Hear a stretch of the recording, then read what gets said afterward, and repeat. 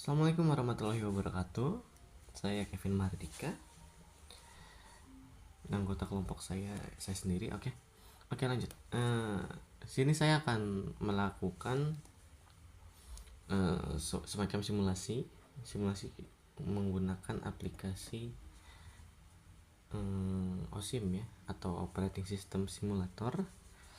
Jadi sebagaimana yang saya pelajari, OSIM itu adalah sebuah software yang digunakan sebagai media pembelajaran dengan tujuan untuk memahami bagaimana cara operating system itu bekerja, dan sistem-sistem yang ada di komputer kita. Di sini kita memiliki empat sistem ya.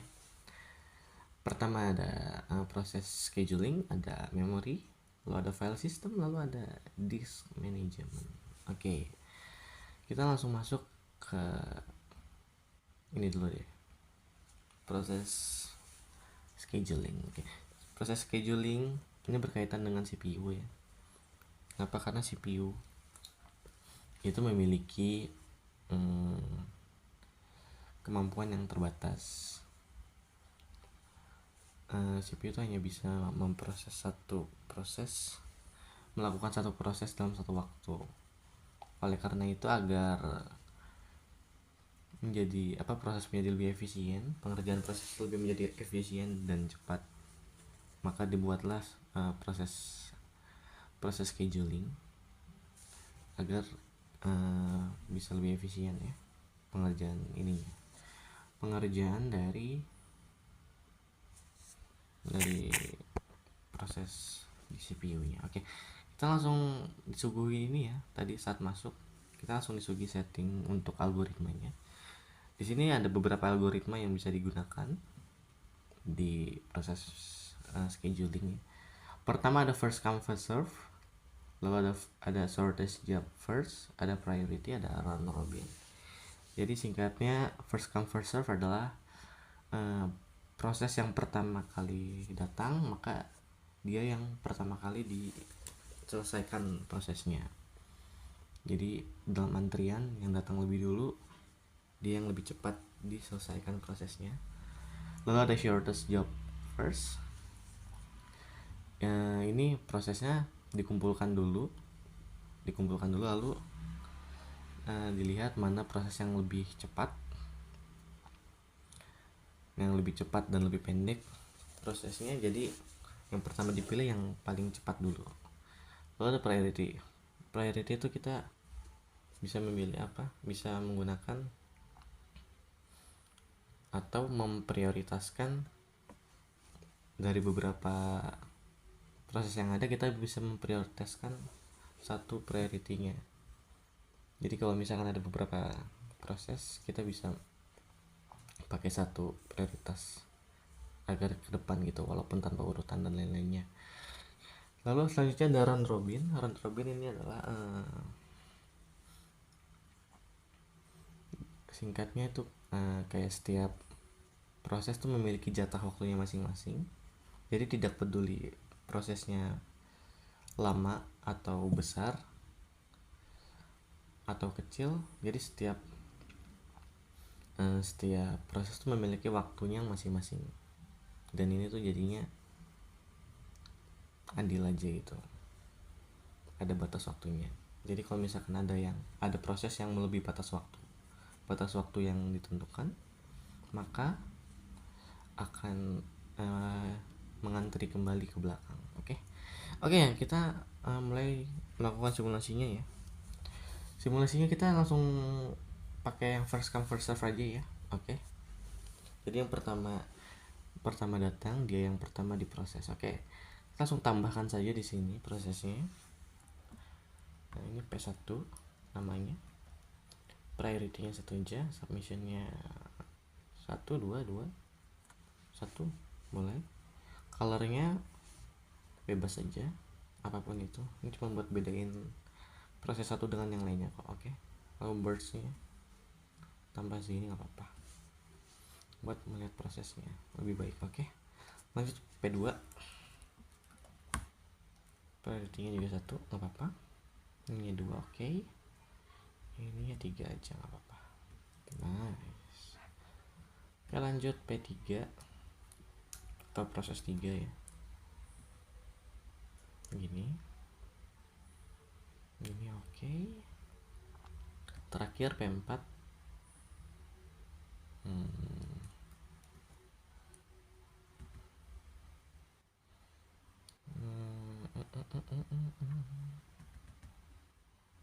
Oke. Nah, di sini ada incoming process di sini. Lalu ada ready queue, lalu ada processor idle, lalu ada blockade atau input output operation, blockade-nya ya. Jadi prosesnya tuh pertama disiapkan dulu di sini. Lalu setelah di play atau dimulai, maka mereka akan mengantri di ready queue-nya. Lalu dari ready queue mereka akan mengantri untuk masuk ke proses idle ini, di mana prosesnya dilakukan. Jadi di sini oke, kita langsung coba aja ya. Oke, seperti ini. Jadinya di sini proses, di sini antriannya di sini. Oke, di atasnya, di ready queue-nya. Oke. Nah, prosesnya masih berjalan. Oke, kalau prosesnya sudah berjalan, maka otomatis akan berhenti ya. Kalau sudah selesai, oke. Nah, di sini tuh ada proses scheduling information. Dan yang diinformasikan pertama efisiensinya 94% ya. Lalu ada throughputnya atau proses per time-nya 0,25. Lalu ada average turnaround time 8. Lalu ada average waiting time-nya 4,25 maksudnya. Lalu ada average response time-nya juga 4,25. Oke, kita lanjut ke memori. Oke. Jadi di memori di sini kita berkaitan dengan RAM ya. Jadi RAM itu memiliki RAM itu adalah sebuah perangkat yang menyimpan sebuah perangkat yang memiliki yang bertugas untuk menyimpan proses ya. Jadi untuk penyimpanannya sementara selama prosesnya berjalan. Namun sekali lagi karena RAM itu ukurannya terbatas, dibuatlah semacam sistem memory management agar penggunaan RAM-nya bisa lebih efisien. Oke. Di sini ada settingnya ya. Ada settingnya. Ada memory management. Ada fixed size. Fixed size itu maksudnya menunjukkan total kapasitas RAM yang tersedia dalam itu ininya, memory size-nya. Oke. Nah, ini tuh menunjukkan kapasitas RAM-nya. Kalau OS size-nya itu menunjukkan jumlah RAM yang dicadangkan khusus untuk sistem operasi. Oke. Lalu di sini di bagian memory management ada fixed size. Di sini memori dibagi menjadi partisi-partisi berukuran tetap sejak awal. Oke. Jadi setiap proses itu menempati satu partisi. Tidak boleh melebihi ukuran partisi yang sudah ditentukan. Variable size. Di sini memori dialokasikan sesuai ukuran proses. Tidak tetap ya. Apa-apa. Lalu ada pagination. Di sini memori dibagi menjadi frame berukuran sama dan proses dibagi menjadi page. Oke. Jadi prosesnya dibagi menjadi page kecil-kecil. Lalu next ada segmentation. Di sini memori dibagi berdasarkan struktur logis program seperti kode, data atau stack ya. Lanjutannya. Oke, di bawahnya itu ada allocation policy. Pertama ada first fit. First fit itu adalah OS akan memilih hole pertama yang cukup besar untuk proses. Oke. Jadi OS memindahkan memori dari awal, menemukan hole yang cukup, lalu langsung dialokasikan. Lalu selanjutnya ada base fit. Base fit ini OS memilih hole terkecil yang masih cukup untuk proses.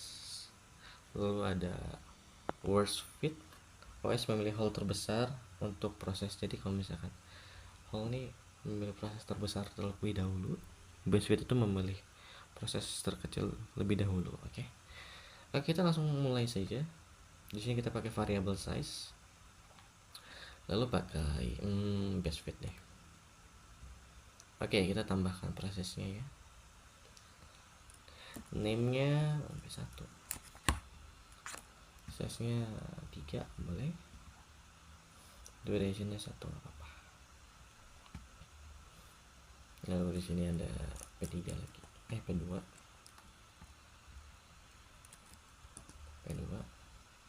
size-nya 4 boleh. Oh ya, colornya bebas, mau warna apa aja. So, oke. P3 duration 1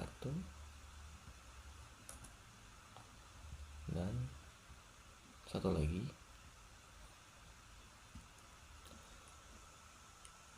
P4, size nya 4-5 boleh. Warnanya apa aja.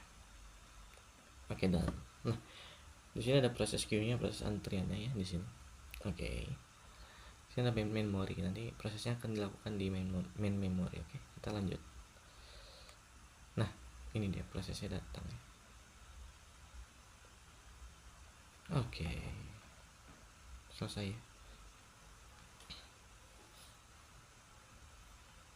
Prosesnya masih berjalan, tapi karena tadi prosesnya cuma ada 4, jadi yang muncul cuma 4 aja. Oke, stop.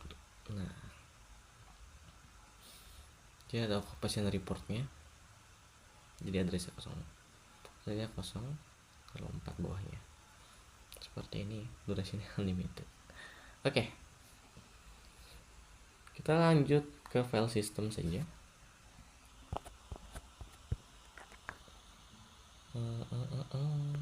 Oke, jadi file system itu mensimulasikan bagaimana sistem operasi menyimpan file ke media penyimpanan.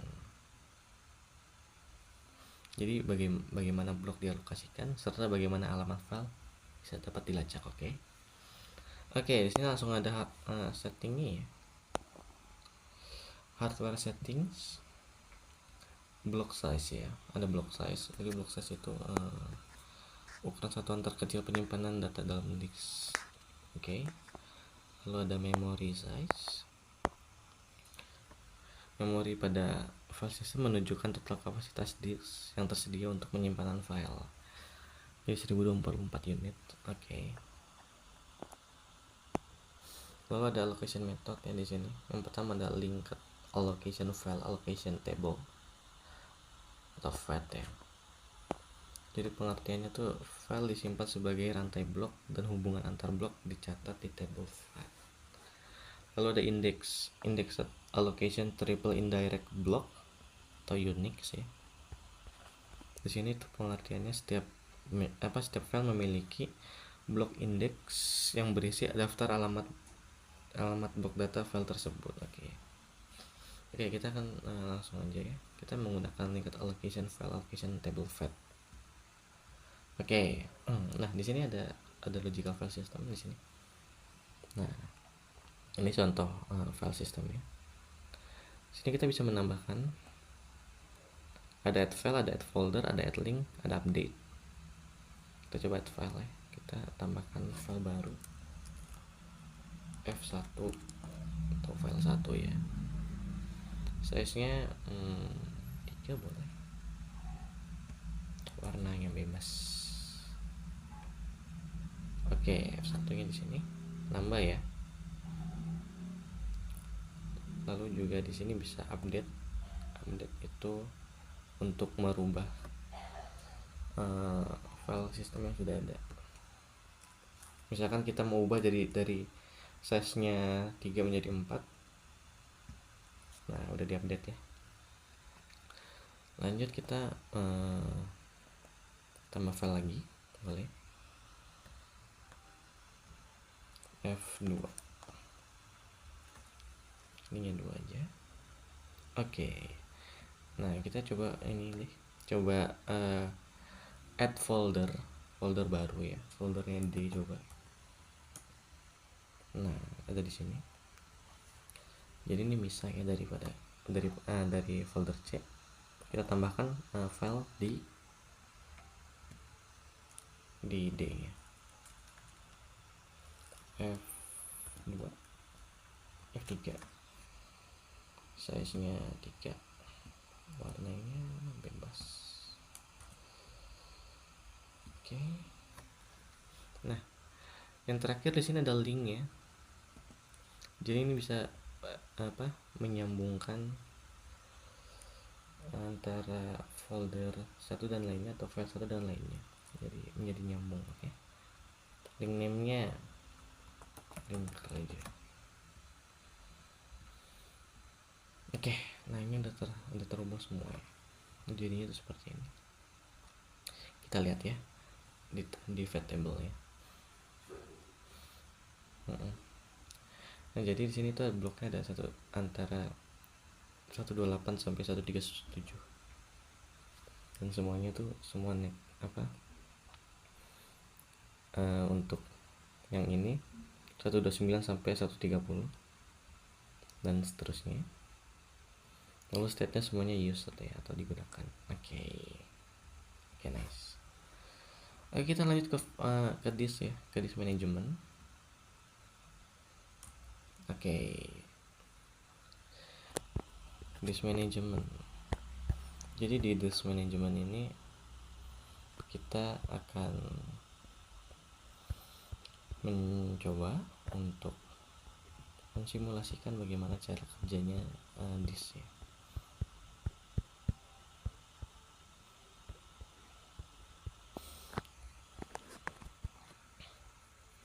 Oke. Jadi dalam disk ini ada beberapa algoritma. Yang pertama ada first in first out, lalu ada last in first out, ada shortest seek time first, ada scan atau elevator, ada circular scan atau scan atau loop, ada circular loop. Oke. Jadi alur kerja dari disk ini adalah permintaan akses disk masuk. Ya, pertama permintaan aksesnya masuk, lalu OS menyusun urutan permintaan sesuai dengan algoritmanya, lalu head disk bergerak sesuai algoritma, lalu data dibaca atau ditulis. Oke. Initial headnya, ini initial headnya itu awal masuknya ya. Jadi ini tuh ada 12 atau 11 ada 11 partisi dalam lingkaran ini. Jadi kalau misalkan sudah lewatin 11 jadi 12 itu akan masuk ke lingkaran bagian dalamnya atau silinder dalamnya. Oke, kita akan pakai first in first out aja. Oke. Kita tambahin requestnya. Sektornya tuh ininya ya, maksudnya ya. Partisinya. Sektornya 1 sampai 11 tadi. Kalau 12 dia masuk ke silinder 1. Nah, yang paling luar tuh silinder 0 ya. Nah, kita mulai dari sektor 0 aja enggak apa-apa. Delay-nya enggak apa-apa, perlu. Kita nolin semua. Jadi mulai dari sini. Oke, kita lanjut sektor 10 misalkan. Delay-nya tidak perlu. Warnanya oke. Nah, sebentar, salah pencet. Lalu kita masuk ke ini 3 ya. Ini kita coba masuk ke silinder yang 1 tanpa delay. Oke. Nah, karena dia masuk sektor 12, jadi dia masuk ke silinder pertama. Yang di luar tuh silinder 0 ya. Oke. Lalu kita tambahkan satu lagi. Kita kembalikan ke silinder. Kita coba ke silinder lanjutnya. 24 ke silinder 2. Lalu kita coba terakhir masuk ke silinder 1 lagi, jadi 00 lagi.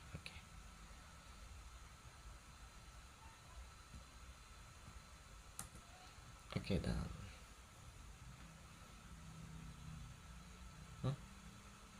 oke. Nah, terjadi seperti ini. Jadi kita ulangi. Tadi kan ada satu yang nggak bisa ya. Jadi itu nggak bisa nggak bisa di sektor 0. Kenapa? Karena di proses pertama tuh ada sektor 0. Jadi kita ganti ke sektor 1. Oke. Dan lagi kita lanjut ya. Kita masuk. Nah, prosesnya dilalui dulu. Ulangi.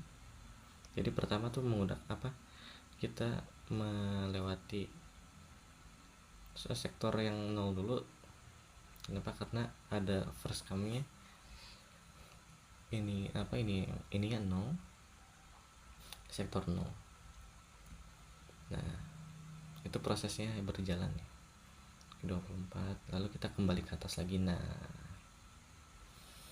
oke, seperti itu ya kira-kira simulasi dari dari disk management. Oke, sepertinya kiranya cukup ya sampai di sini